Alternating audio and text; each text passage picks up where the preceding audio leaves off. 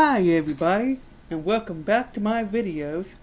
Whether you're watching on YouTube or on Rumble, whichever one you happen to be watching this on.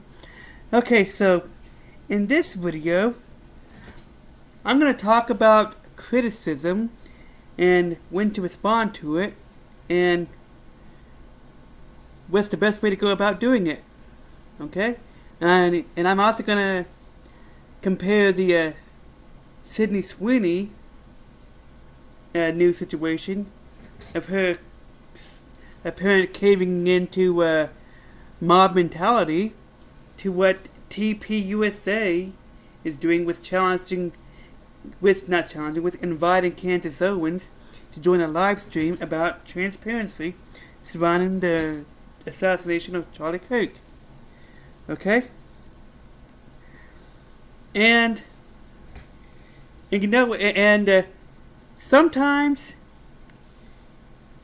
you have to use, a AI, like a Gemini, to help plan a video, to help you articulate what you're trying to say. Because this is something that I kind of want to do, kind of right off the fly. Okay, so I am using a script simply because for this video, because sometimes you need AI to help you articulate what you're trying to say. Okay? So then, let's get into the video.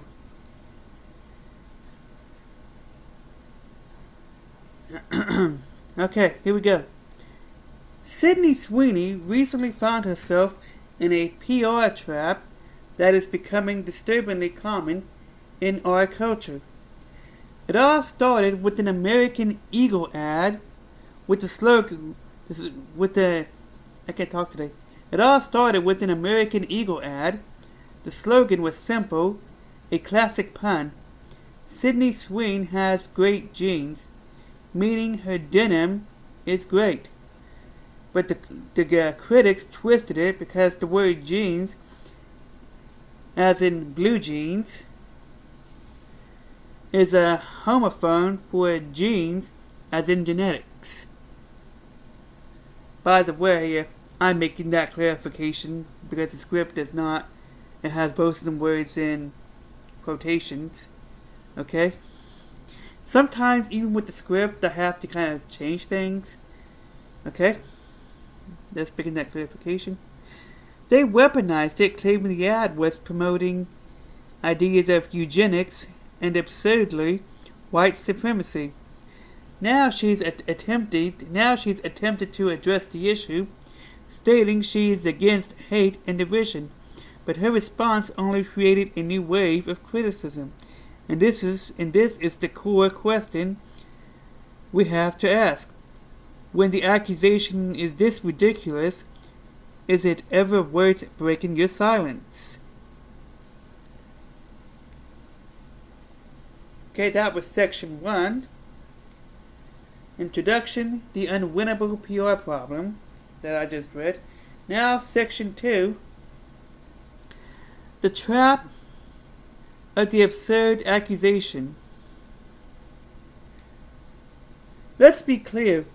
A logical person can see that a multi-billion-dollar clothing brand did not run a campaign designed to promote a racist ideology. The connection was a tenuous at best and unhinged at worst. It was a pun, nothing more.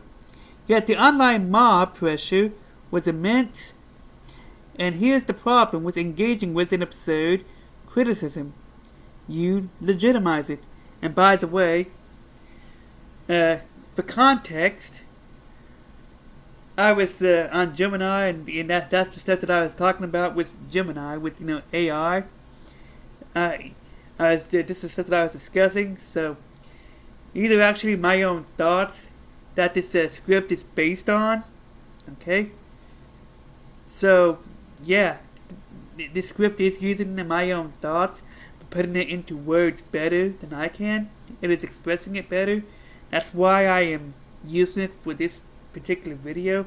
I don't always use it, but if I want to make something right off the fly, and I don't have time to form my own thoughts, and I want to kind of do a little bit of research on like an AI chatbot, like Gemini or a Grok or a Copilot, I can just use it for like a little bit of a research, and then have it generate a script based on the research, based on what I've actually said.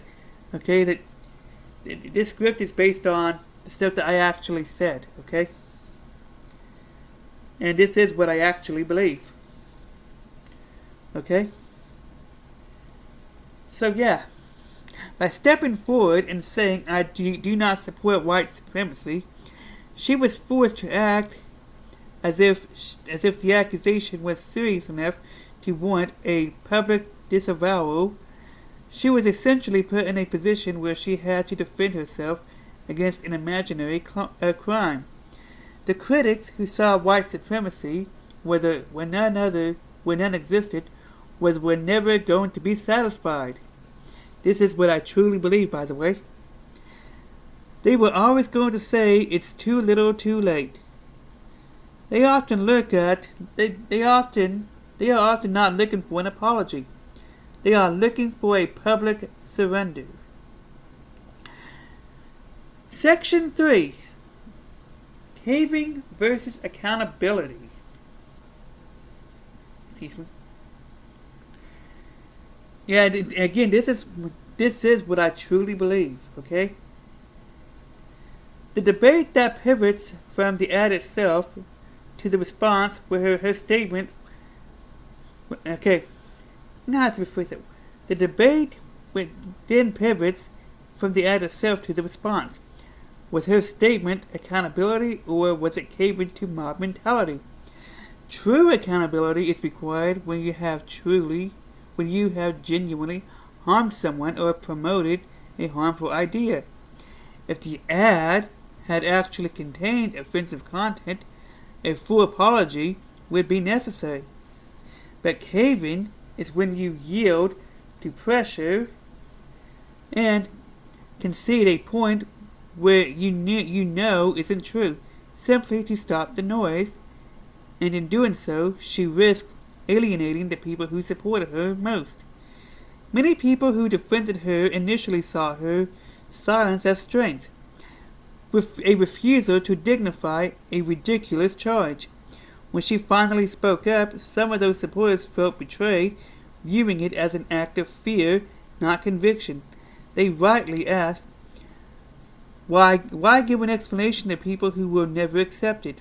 You lose face with your base while gaining nothing from your critics. Section 4. The projection theory. Accusations as confessions. Now, this section, by the way, like I said, this is a script that I asked to generate, was following a discussion that I already had with Gemini about this particular topic, and this is based on my actual views that I shared with Gemini. Okay, that's why I'm using the script. I want to remain transparent from the beginning. Okay, I want to remain honest and open that I am reading from a script. Okay, but the script that I'm reading from expresses my real thoughts and opinion on this matter. Okay, same with my last couple of videos. Okay, when I do use a script, the script that I'm reading from expresses my real opinion and my real thoughts and opinions, but puts it into words better than I can. Okay? So, let's continue on. We also have to consider the motivation of the critics. Sydney Sweeney never suggested her great genes were tied to her being a blonde, blue-eyed white woman. That label was assigned to her by people making the accusation.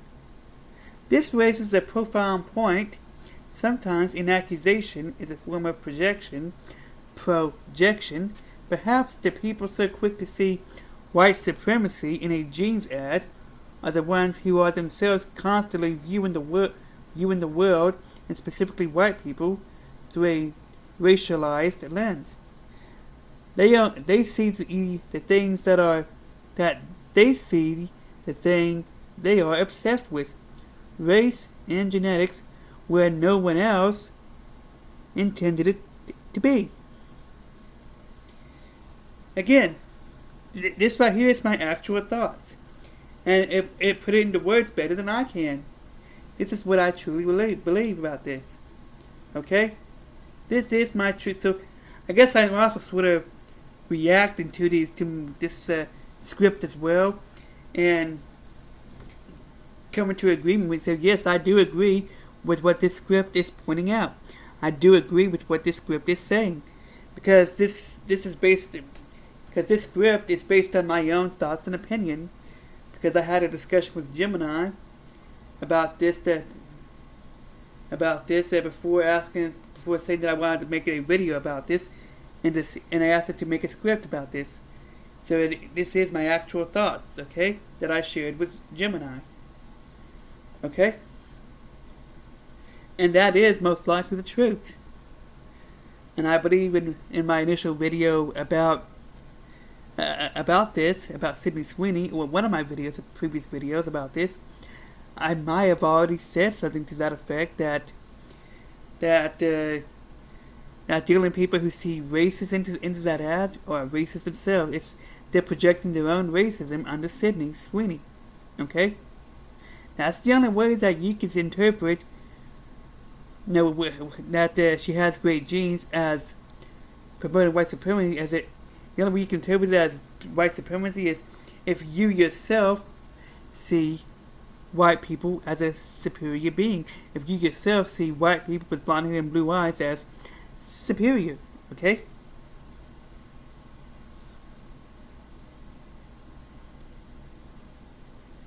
Now let's go over Section 5. Okay? Let's go over Section 5. The power of standing ground. We see a different example with we saw a different example recently with an organization like TPUSA. They were forced to address internal criticism because the issues were escalating and posed a real threat to their brand. In that case, engagement was necessary for survival, but with the Sydney Sweeney ad, the criticism was external, toxic, and divorced from reality.